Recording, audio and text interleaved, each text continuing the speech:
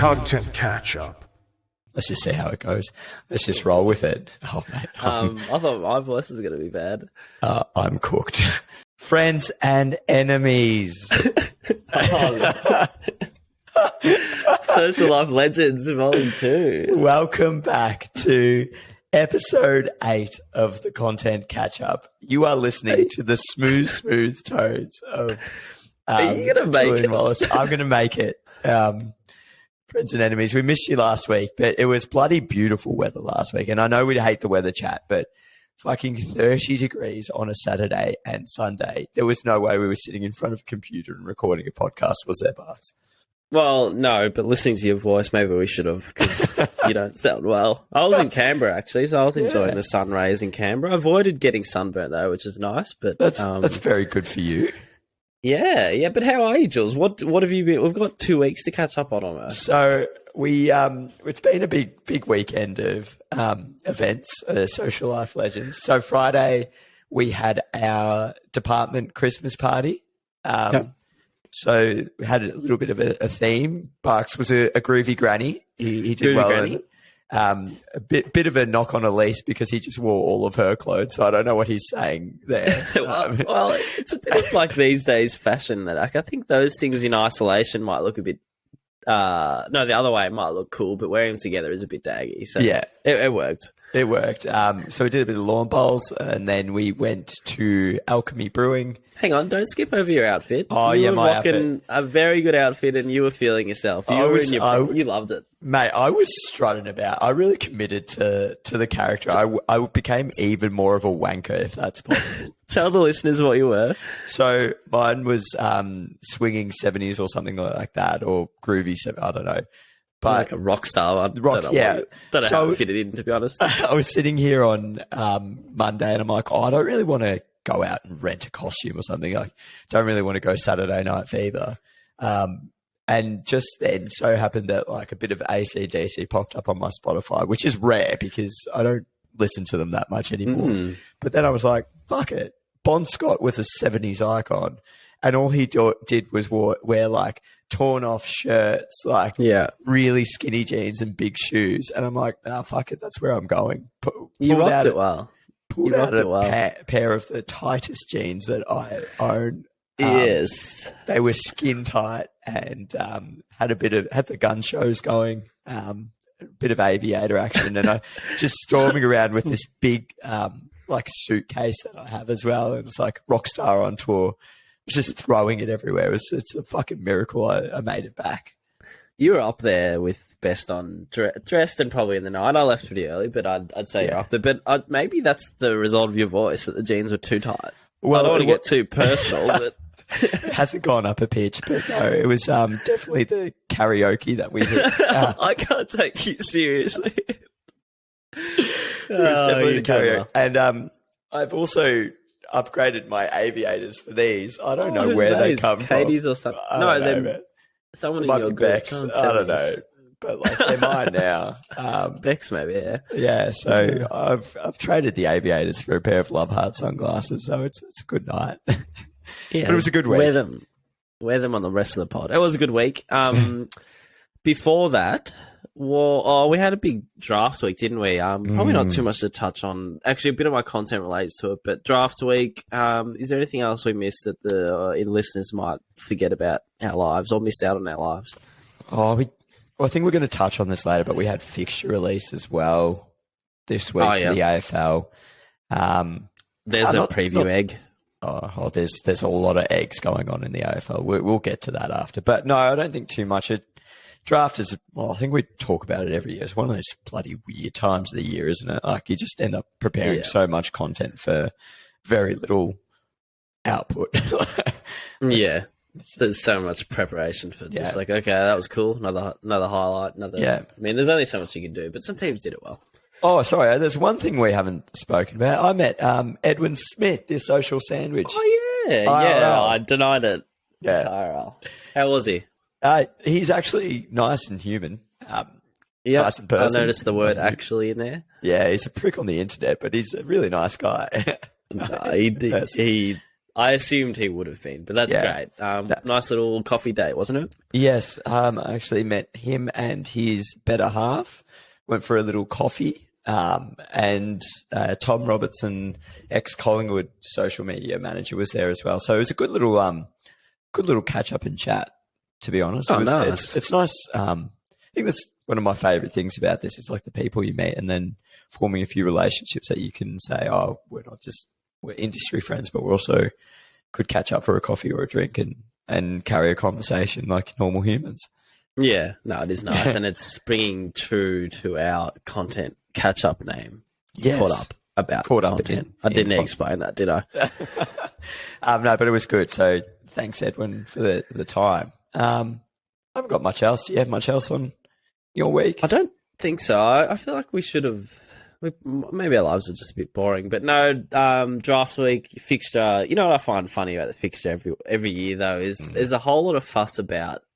In my books, not a lot. Like, it's so secrecy and private. It's like, who gives a shit whose teams are playing? Like, I'm that sort of fan. I'm like, I know it matters technically if you really want to look at it with a footy lens on, but I just find it funny how, like, there's so much attention around it.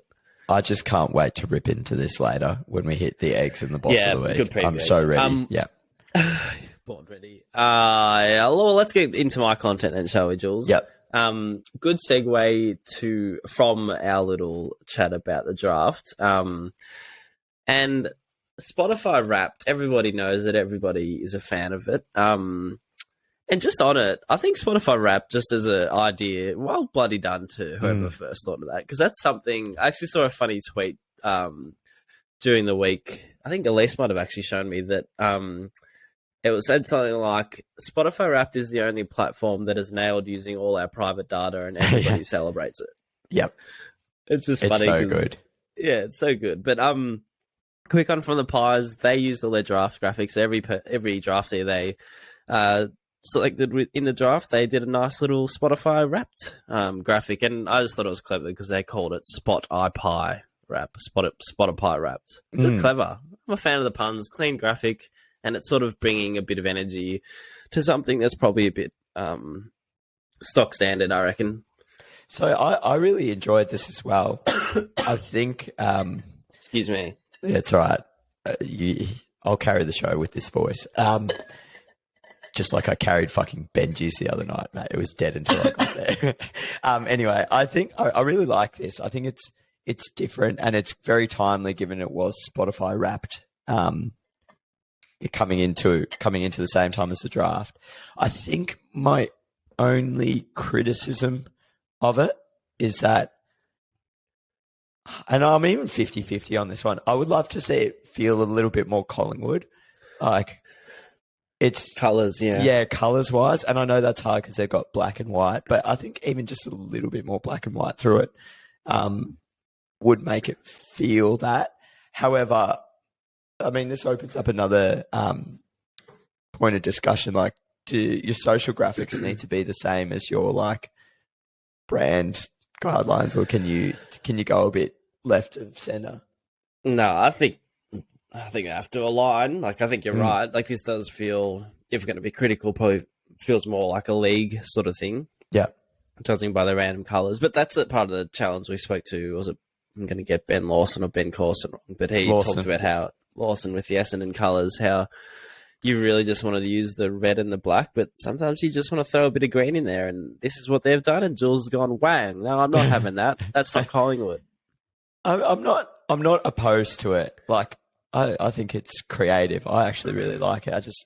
I'm as always, we want to know how we would do it differently or what we could do differently. Yeah. I think that's perhaps what I would do slightly differently. Yeah, no, that's fair enough. Good point, but overall I thought Collingwood did a pretty cool job with this. Second piece of content, doesn't need a share screen, but it's a shout out to you, Jules. So listeners, I purposely left this out in our catch up from the last couple of weeks, but Jules organised for the team at Carlton, the digital team at Carlton, for none other than Andy Lee to pop by and give us a bit of it was like just an informal chat almost. No, I just wanted to give you an early boss, but I thought we'd just quickly talk about some of our favourite things because I think it's pretty cool to be able to do, and we're pretty lucky that yourself got that. Oh, I'm choking. Oh, Yourself God. got that. Got us that opportunity. So off the top, I've got a couple of points that I'll say are my favorite. But did you have? I'll put you on the spot. Yeah. Did you have any overarching favorite things to take from the chat? Yeah, I think there was a couple. The first one was the idea way of thinking. So with that, it's like, I'm going to forget the actual breakdown of the acronym. Yeah, I don't know if you remember it, but so it's like innovation, delegation. Anyway, you break idea up into 4. I can't remember off the top of my head. I've got some in my notes.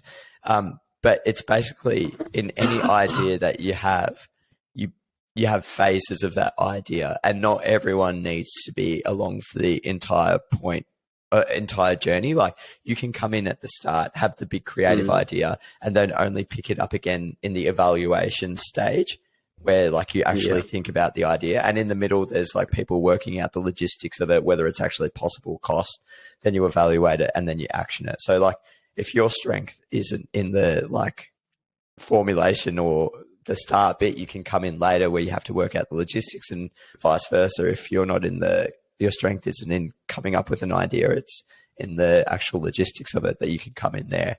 But it still shows that people can be creative at any phase of the journey.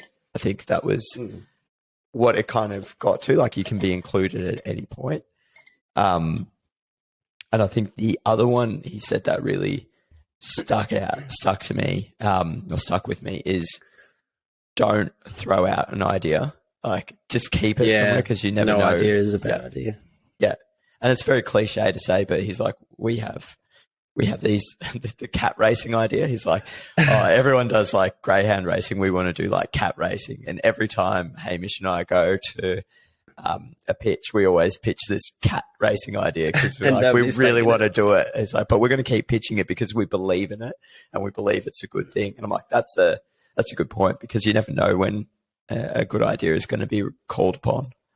Yeah, no, I totally agree. And that idea, what do we call it? Yeah, how it goes, IDEA with the actual meanings. I think it's such a easy thing to say, play to your strengths and weaknesses, but it's just sort of accepting and embracing that each team member has either a weakness or a stage of the idea process where they don't really want to be that involved in, but then there is that opposite part of it where they can really nail in and take their full strengths into, it might be the evaluation stage, as you said. So I thought that was really cool.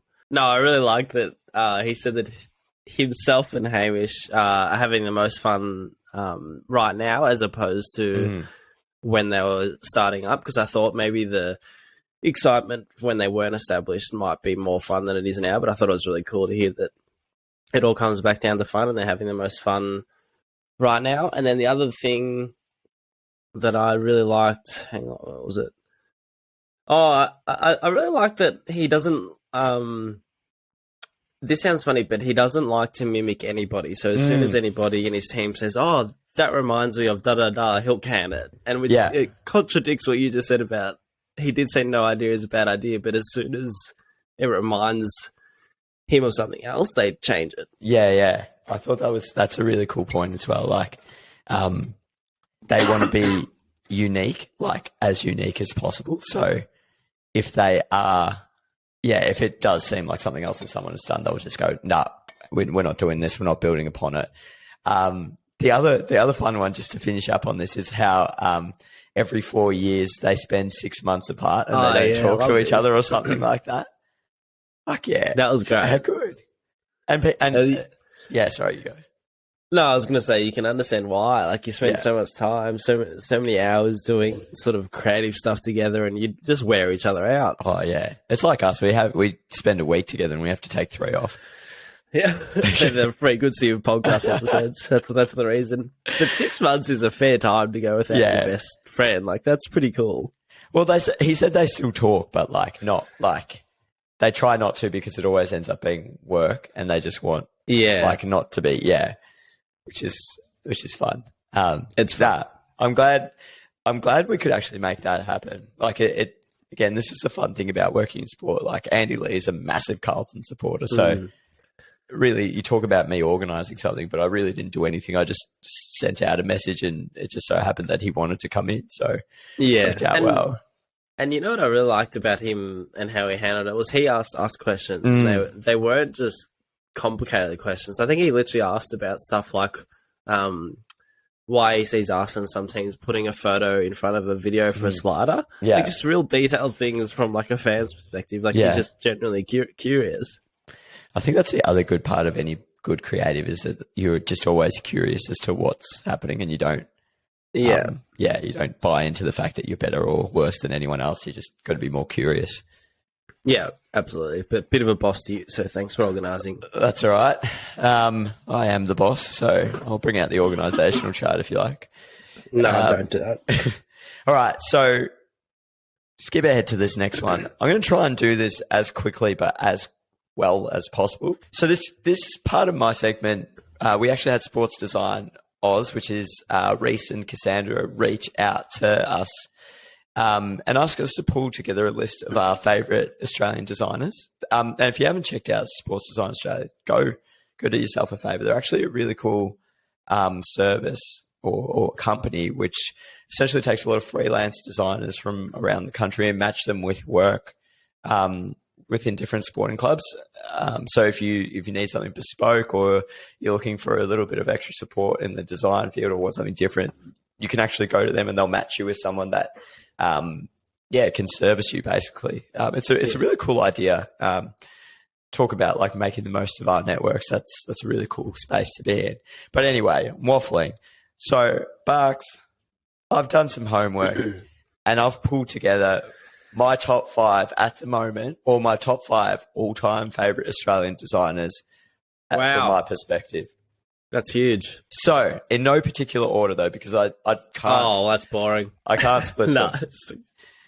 I'm going to start with one we all know, friend of the show, Lee Olsen, Shift Refresh.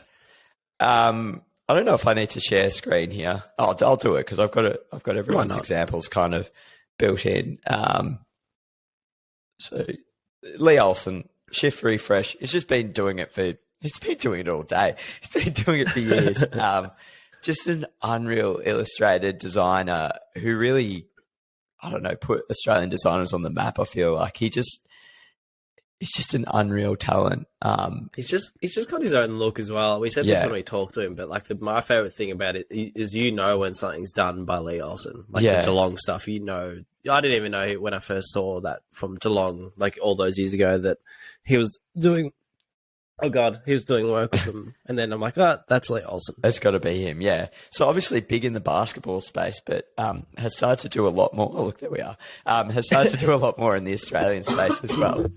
And from all reports, is an absolute legend to work with as well. Like very accommodating, very happy to meet your needs and whatnot, and help you get to what you wanted to achieve. But is that an inside word from the new digital manager? I can't reveal my sources, but just heard a few things. Yeah, no, very I can't go past him. One of my favorites. Very unique, very cool. Lee Olsen is definitely on my list. Number 2. Do these people get a prize or something for being on your list, Jules? No, they just get the knowledge that I think about them sometimes. That's cool. This one, I stumbled across in my research, and I haven't really heard of Jane before, but Jane Mortimer, who's the graphic designer at the Parramatta Eels. Parramatta Eels have some amazing colours to work with. They got blue, that like really nice blue and yellow. Yeah, but talk about like epic graphics. Like these are real polished, like real big Look like movie posters. Yeah. But just like the finishes on some of them and stuff like that, like it's really, there's a lot of elements, a lot of fun. Nothing really looks, it's like it's done in the same way. They've obviously dipped into like certain other things, like this one for shoes. Yeah, it's so much fun. But like a very unique style, like very grand, I think. But just I haven't seen her work either, but that looks very unreal. Yeah, so I think really fun design as well. Like, yeah, again, just like visually very appealing and really stands out in terms of like when you're scrolling through the feed Yeah. of what you see. It's something that would make you stop, which I think is the key that's to a good way. graphics. Yeah. So that's two. Next one, let's jump into Vit. So Vit used to be the graphic designer at Carlton and is now at Melbourne Victory. I just love the consistency that is brought upon, but in a very particular It's clean, style. isn't it? Yeah. Like the shape working with different cuts of images, not your standard kind of thing either. Like, I don't know. It's just a very unique. But I really like this. Do you have a preference, like just really quickly, of the two? So the real simple, isolated negative space verse. Sorry, I forgot her name already. But Jane. Jane versus that movie poster, a bit more cluttered, a bit more going on. Like, do you personally like one more? I love textured stuff. So like, I really love all the different elements that go into this. And I find it more visually appealing. I don't know. Yeah. What are your thoughts? More? Yeah, I think more this one, the more clean, because I think I've seen too much of the movie style cluttered. Like, and that's not to say how impressive some like the pieces are still are, but I think I'm drawn to a difference. Yeah, I agree. I think like for me, yeah, I just love the purpose that some of these photos have been taken with, clearly knowing that like you're going to be using it for something completely. Yeah, I don't know. It's a good example of getting the photos you want early so you can work with them later. Yeah. But yeah, that's, I think Vit does an amazing job. Very talented designer. Good shout.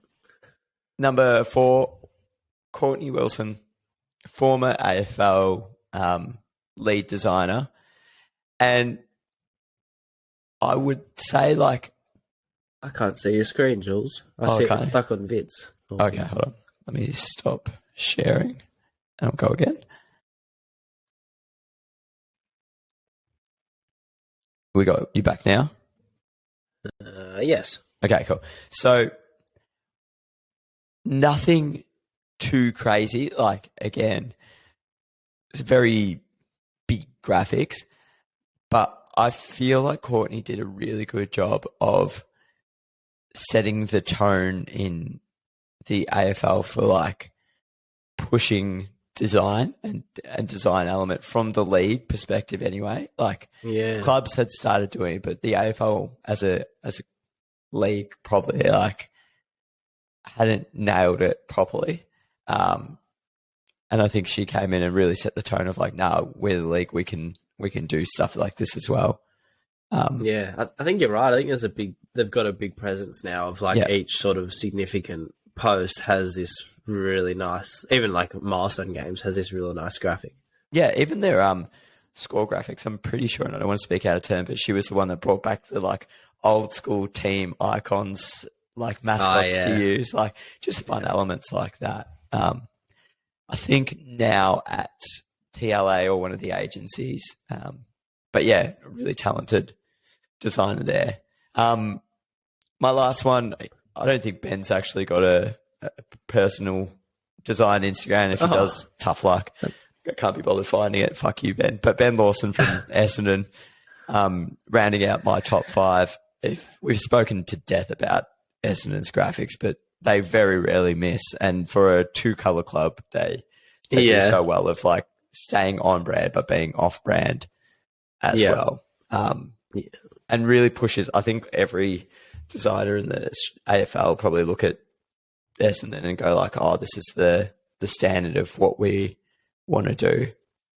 Yeah, I agree. I think Essendon, I don't know if we talked about this maybe in our last episode of the last season, but Essendon were up there with my favourite graphic designers in the clubland. But good list, Jules. Well done. I've also got a couple that didn't make the list, just quickly. So I want to shout out Gold Coast Suns designer, because a few years ago, the Gold Coast Sun had no direction with their graphics, like zero. It was just like, let's put a beach on everything. Right. And they've Didn't really have a club for you, Jules.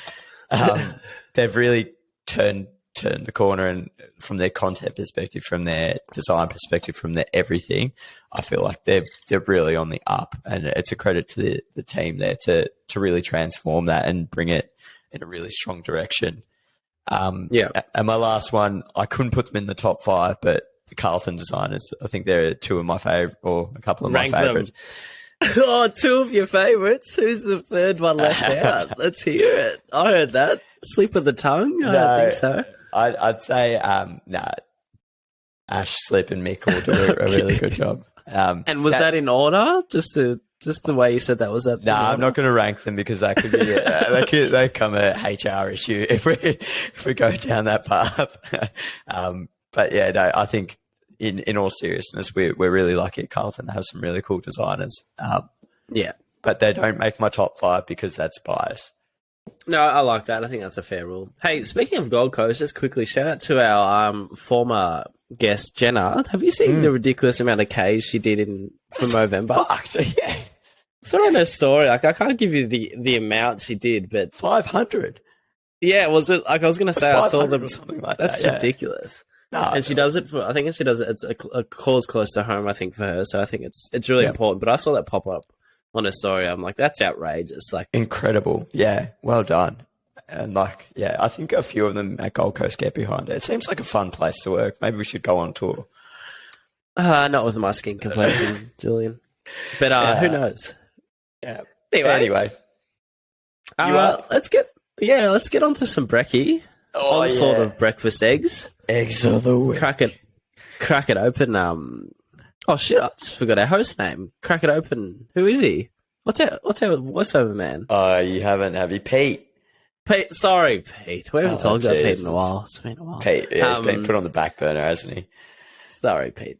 So we've got a couple, Jules. Do you just want to go down? Oh, we'll start at the top. And Casey sent one in, which I thought was quite funny. So click on that link, please. Get my screen back. Oh, this one. Love this. Yep. Hang on. Yeah. So just a simple Instagram name from Volkswagen in Italy, and it's Volkswagen Italia. So, but then when you read it, it's actually Volkswagen Genitalia, which is just a very childish, funny name. It's a good egg. It's a bit Volkswagen silly, Genitalia. Bit silly. I can't believe you said genitalia on this program. Oh, it's better than clitoris. Oh, you just said it again. Well, we've got a brand. This one's funny. Someone messes up this is an NFL vision. Sorry, listen. So in the middle of the game, NFL, what's their scrum called? I don't know what their scrum called, Jewel. The scrimmage. Line of scrimmage. One of their players clearly stuffs up, and then the other player, his teammate, comes up behind him, whacks him, and then the second teammate full on smacks him over the helmet. And I'm just like, wow, that's a funny way to treat your teammate. But small little egg. I'm purposely going through these at a pace. Yeah, that's a massive hit. Full on smacks him. Needs to be on concussion protocols after that. Might want to be. What do I have next? Oh, this is funny from Qatar and soccer.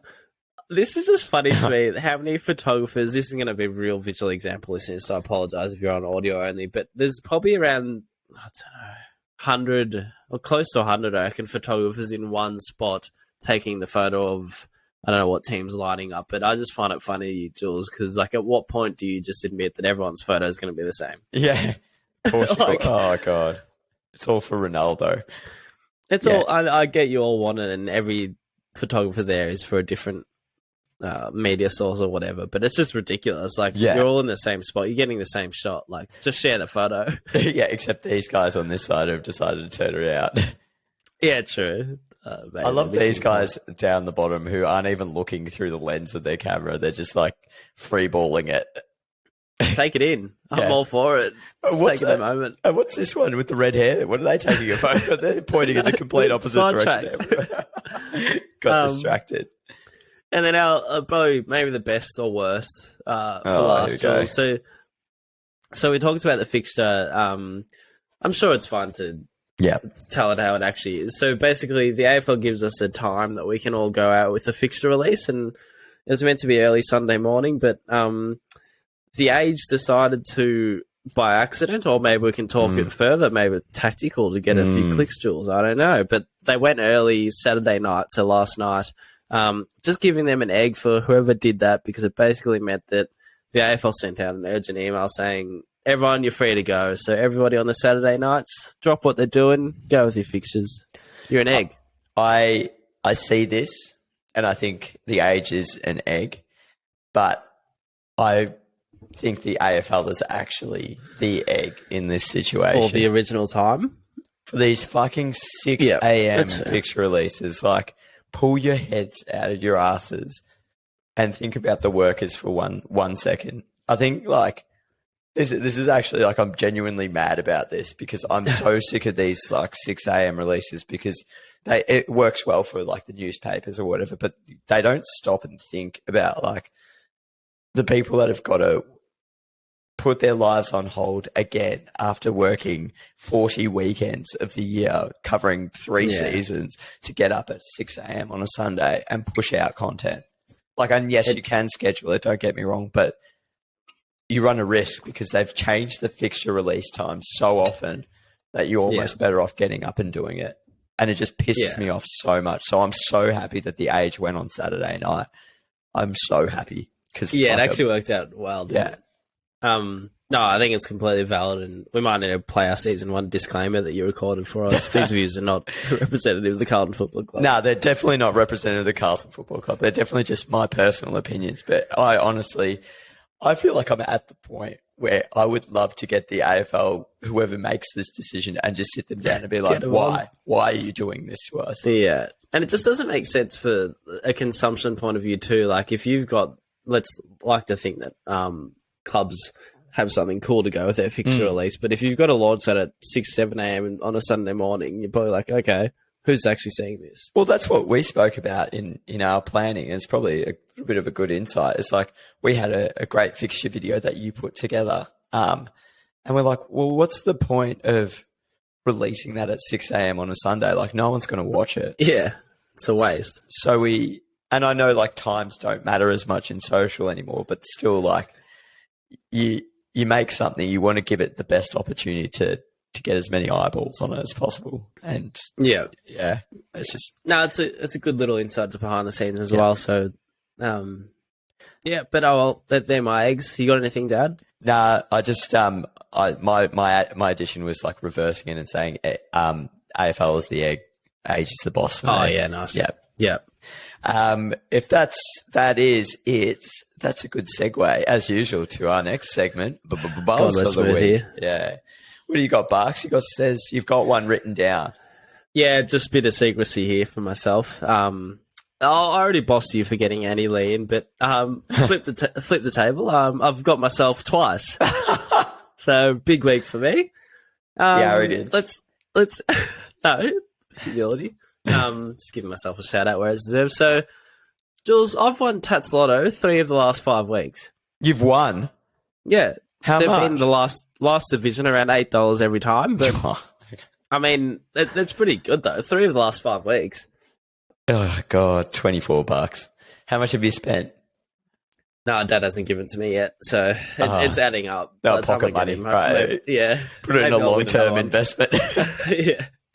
And then the other one, so I guess it's a bit of a boss as well. No, this was a good day. So last week we had, on Thursday, there was this 2023 planning day that the content team does at Carlton every day, but every year, sorry. Every day. Bloody hell, it's tiring. No, it's basically an opportunity to reflect on the year and then also discuss what we want to do the next year when we get back from the Christmas break. But the reason I'm bossing myself, Jules, is because I had the dentist that morning.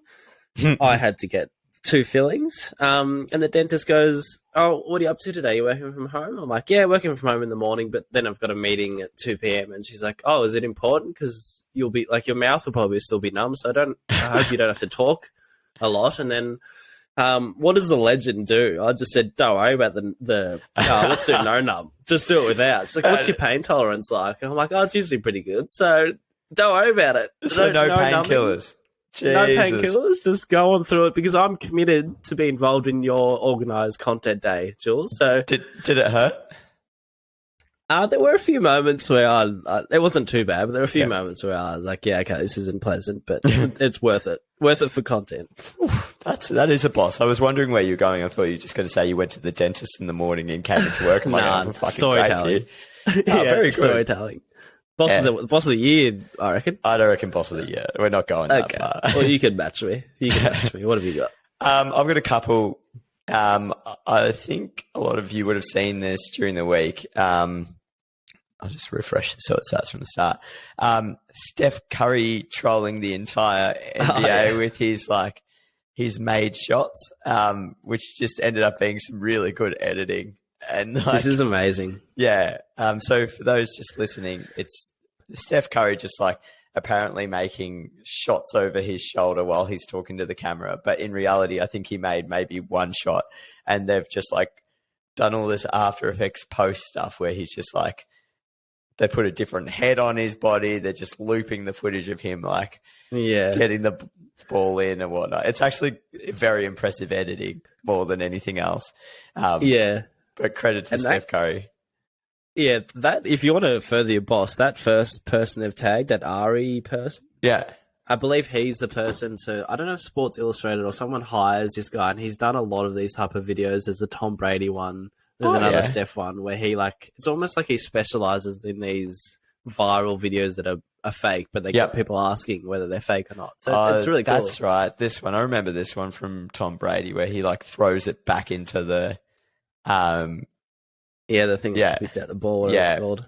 So he's clearly just it's actually really cool from our sort of industry perspective. He's identified an area that you can make videos go viral and people will wonder if it's real or not, and he's just sort of looked into how to do that and make it crisp as possible. Yeah, a lot of fun. Good on you, Ari. Yeah, good on you, Ari. And my next one is, speaking of fixture stuff, I love this from the Carolina Hurricanes in their NHL. So they clearly got a fixture which put one of their games at 10 p.m. on a Tuesday night. So they sent out this tweet that said, which is the hardest for you to say? Number 1, I love you. Number 2, I was wrong. Number 3, I need help. Number 4, I love 10 p.m. Tuesday games. And number 5, I'm sorry. That's good. So just acknowledging that it's an absolute shit time for a game, and just feeding into that. The caption, and then they've got a few memes on the back of it. I don't know. It's just great. It's I don't know. I think poking fun at something that you can't control and putting yourself in the same boat as the supporter, I feel like it makes you so much more human. Yeah, sorry.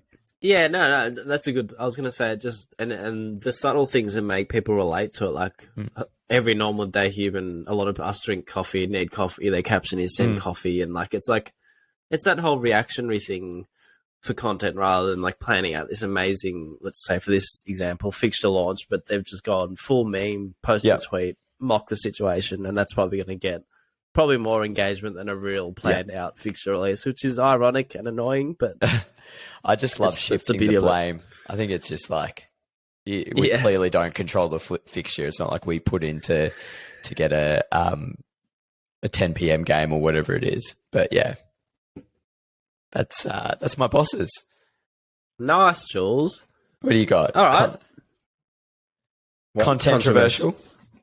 Sorry, contentroversial call this week. We've got a few external ones actually, which is very exciting. But I'll start us off with this draft week theme. I want to see if you agree with me. You know how draft boards in NBA, NFL, AFL, whatever, they compare the draftees to big players. So players like Scott Pendlebury rather than players like some unknown person who's not big. Some people really hate this, but I love that the draft boards compare draftees to big name players, and that is my call. I agree. Well, that was boring. Sorry. No, but I think you need to know what type of player you're getting. I like it. Yeah. And that's why I like it. Yeah, I would argue that it doesn't put pressure on someone. I think it just who is this player? Like, you can read fucking stats on anything, but you really just want to know who you're getting. Yeah. Well, it's also smart marketing as well. like how you want teams' fan bases to be excited. You're not going to name some player that barely gets played. Okay, that was boring. Jess Smith, you want me to keep going? Yeah, keep going. Okay, so Jess Smith, I've forgotten what her actual title is these days, but she's one of my favorite people to follow, and I think yours too. We'll just call the social, I don't know, like sports, social media wizard. Like, she's just, I don't know, she's really insightful, has had a few roles around the industry, I think, but I've taken a tweet from her, and I'm calling it her contentroversial call. It's about spending energy on covering game days. So her call: games present a huge opportunity, but who is doing it differently? And basically her point to this in these series of tweets is that it's, I think she thinks that we all get caught up in the rinse and repeat of the game day coverage. And I think I agree with her. Like, I think there's a lot of effort to go into basically the similar things that everyone's doing. And she's sort of saying, who's doing it differently, and should we put our energy elsewhere? What do you think? Oh, he's not sure. I'd like to think I agree in theory, but I think I disagree in practice. Yeah. I'm okay. Let's start this. I'm a big fan of thinking like game day should be treated completely different. Like, I agree. Like, we put the same shit up every week, and I hate that. However, we hate it because we watch it every week, every day, everything. And I think the fans still enjoy seeing some of the things that we see so regularly and take for granted. Yeah. And it's bloody hard when you're capturing the same thing every week. Like, the players do the same thing every fucking week. The game is about the same every week. Of course, like, it's not going to be too different each week. Like, I wish that we could come out and say, like, oh, you know, this week we're going to really do something different and change it up. But really, there's like 5 different things you can do on a game day. You can have like a player takeover. You can have a fan takeover. You can do a follow on one player only. You can cover like what the fans want to see. Like, you put a question up, or I don't even know what the 5th one is. Like, or you can just do a standard, like, this is what's happening. But maybe that's her point. Maybe that's her point or part of her point that it's only a certain amount of things you can really do. So just stop doing some of them. Like, put your time elsewhere and put your time in. I think she had a quote about like, she generally believes most sports teams would benefit if their social and content teams had permission to focus less on the things that they think they have to do and more on the things they want to do. So the game day coverage, if you just dialed it back a bit, because in reality, the game is the real, I guess, main prize of the day, and then maybe had more energy for stuff elsewhere. But I just thought it was an interesting point. It's an interesting point of discussion. I'm going to say I don't fully disagree, but I don't completely agree. Okay, that might go against the rules of the contentroversial call, but I'll look it up. And this one's going to be your favourite one to talk about, isn't it?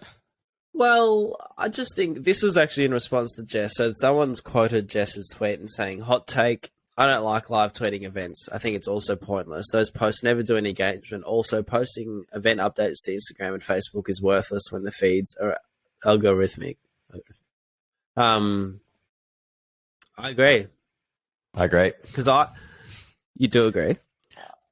Yep. Yeah. Well, so I feel like this is one of the first things we've talked about. In fact, I think it was. The Phoenix Suns live tweeting was the first thing I ever talked about on this podcast. I'm going to put that down. But it's just boring to me. Yeah.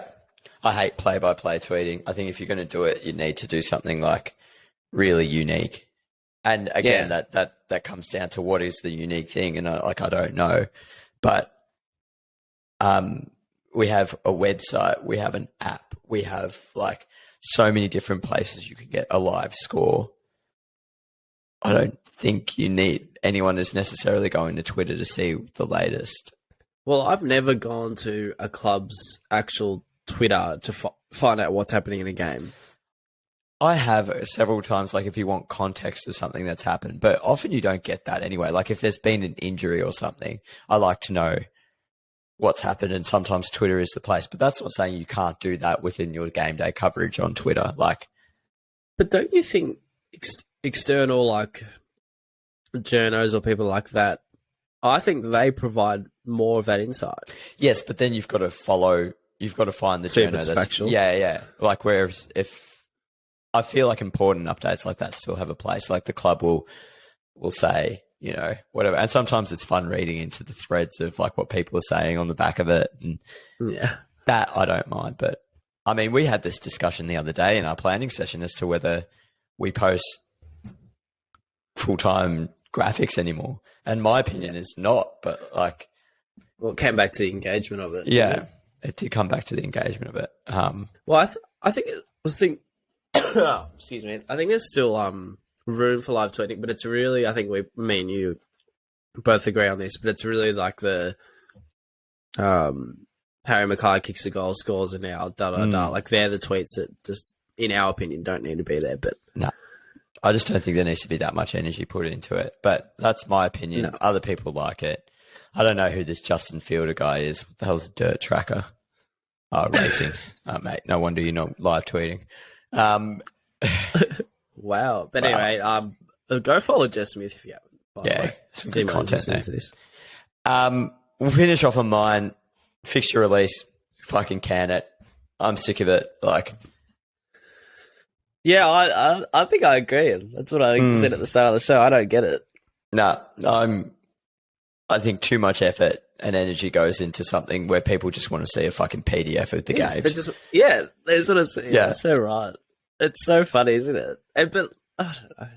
And like we're close to this because we both were part of our content idea, which is a bit ironic. But like they're fun. I will say they're fun to make. So you can make the argument that it's a area or an option.